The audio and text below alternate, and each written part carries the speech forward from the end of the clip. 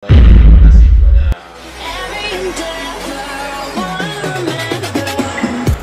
yang pertama-tama Adil Katalino, Kacura Bidka Saluga, Sengatka Jumata Jumata penampak penjanji pengirim pemilu. Selamat sore semuanya. Masih semangat? Masih semangat? Berat ya. Yang pertama-tama saya ucapkan terima kasih untuk teman-teman yang sudah hadir sebagai peserta pelatihan fotografi dan desain grafis dari program Desa Cerdas. Ini program dari Kementerian Desa, dan kebetulan saya juga untuk perkenalan singkat, mungkin teman-teman udah tahu dengan saya, tapi mungkin ada yang sebelum tahu. Jadi nama saya Aris Kusuma. Saat ini saya ditunjuk sebagai kader desa digital di Desa Menyambo. Untuk pekerjaan sehari-hari saya di pemerintah Desa Menyambo sebagai operator desa, pengantar seni fotografi untuk pemula. Dunia fotografi menawarkan kesempatan untuk mengabadikan momen-momen berharga. Nah, jadi dalam fotografi itu bercerita. Jadi bukan hanya sekedar kita mau foto, kita upload, sudah, tidak. Jadi dalam fotografi itu, foto itu bercerita sebenarnya. Teman-teman kalau yang mengikuti akun Facebooknya Kampung Project, di situ teman-teman paham. Setiap ada foto pasti ada redaksinya, pasti ada captionnya. Maksud dari foto itu apa? Kenapa fotonya seperti ini, redaksinya atau captionnya kalau bahasa gaulnya sekarang itu seperti ini? Nah, itu ada maksud. Dalam satu foto itu ada maksud. Tadi kata Bang Putih atau Bang dari P3MP tadi, kita foto tong sampah, kita ubah jadi tong emas. Itu ada ceritanya kalau kita bisa mengubahnya seperti itu. Jadi itu fotografi, seni fotografinya seperti itu. Bahwa fotografi itu bukan hanya memang seni melukis menggunakan cahaya, tapi seni yang bercerita. Jadi momen-momen yang kita abadikan menggunakan fotografi itu ada ceritanya. Kita ambil contoh momen wedding, momen kegiatan apapun, saat kita satu upload atau wedding, kita foto wedding, terus kita upload, kita pasti kasih caption. Bukan hanya sekedar caption yang, ya kalau yang punya usaha wedding pasti promosi, itu bukan ceritanya itu, tapi itu media promosi. Tapi yang bersangkutan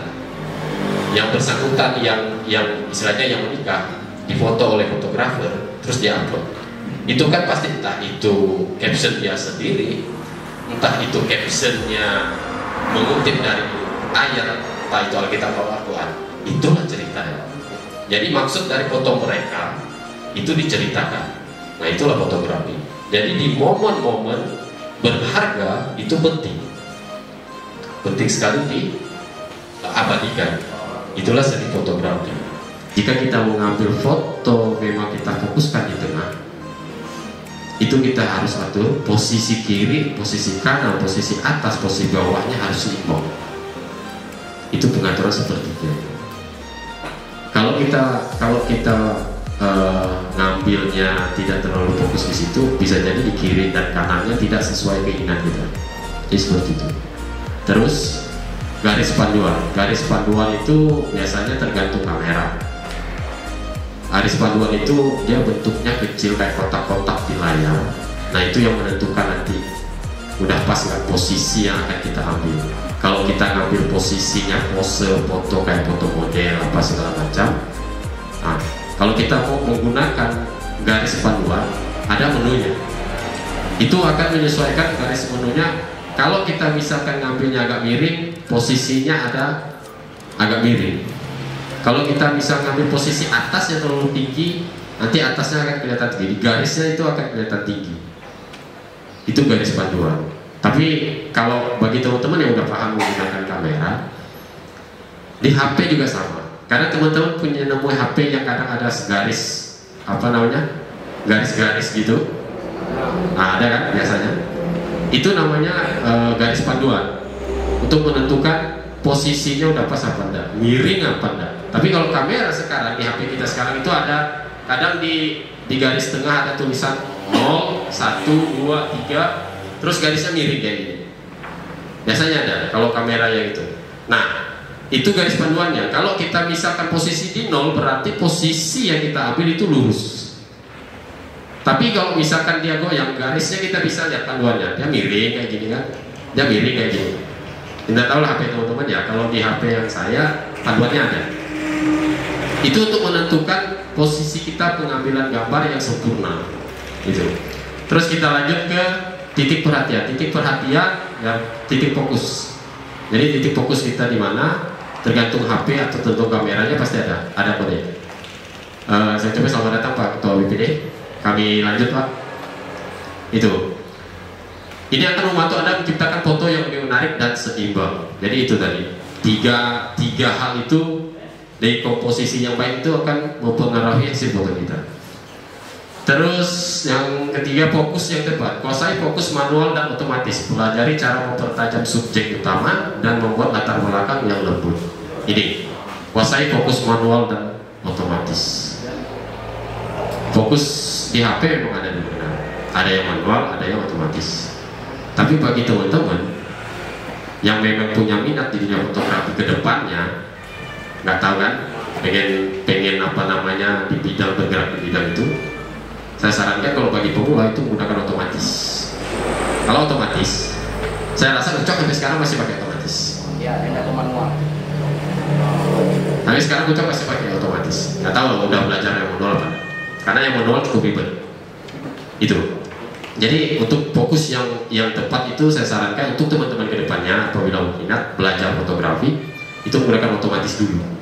Otomatis itu kita nggak perlu atur sama sekali kamera, tinggal kita otak-atik itu udah jadi. Yang penting 3 dasar ini udah kita kuasai. 3 dasar ini dari exposure dasar, komposisi yang baik dan fokus yang tepat ini udah kita kuasai, maka hasil yang kita inginkan itu akan jadi. Itu. Jadi, tapi belum sesuai dengan keinginan kita. Oke, kita lanjut. Mengenal peralatan fotografi.